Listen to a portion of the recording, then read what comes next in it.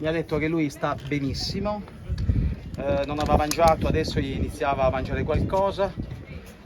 Gli ho fatto due domande ben precise. La prima è quella che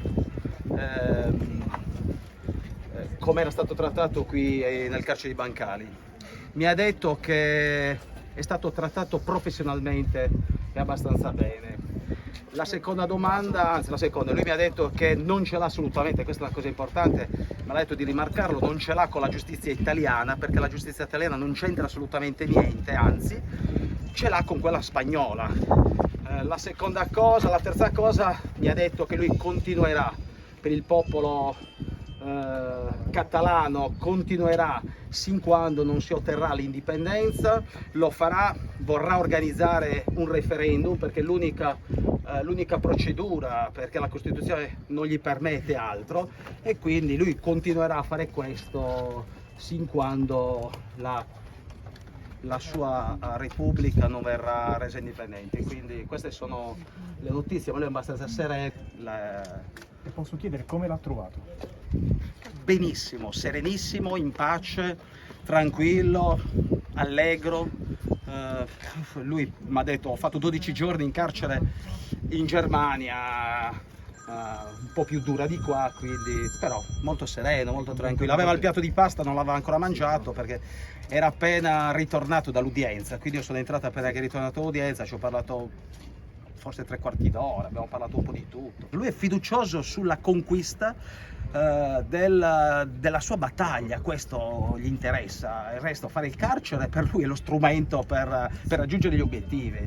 Cioè io gliel'ho chiesto questo: ma voi tu sei preoccupato di stare dentro? No, io voglio che il mio popolo sia libero, questo, quindi questo, gli interessa questo. Sulle condizioni in carcere ha detto qualcosa? Sì, mi ha detto che sta bene, trattato benissimo, ha usato la parola professionale, perché io gli ho detto eccellente qui, anche perché gli ho detto io ci sono stato qui in carcere, anche è vicino alla mia sezione dove sono stato io 5-6 anni fa, e lui mi ha detto sì, no, qui tranquillo, molto professionali, molto bene. Quindi È una carcere di massima sicurezza questa, no?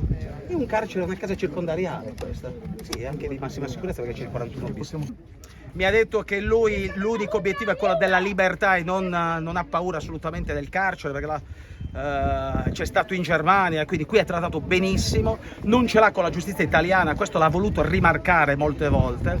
Mi ha detto che ha visto i figli dopo 2 anni a Bruxelles, ma lui continua per la sua strada perché sa perfettamente di raggiungere l'obiettivo. Questo me l'ha rimarcato, io l'obiettivo lo raggiungo, anche se la Costituzione spagnola non me lo permette, ma adesso iniziamo a organizzare il referendum. Sí. ¿Usted se esperaba que pudiera pasar esto en su país, que detuvieran a Carles Puigdemont? No, non me l'aspettavo, non potevo aspettarmi questo, ma mi ha fatto molto piacere andare a trovarlo.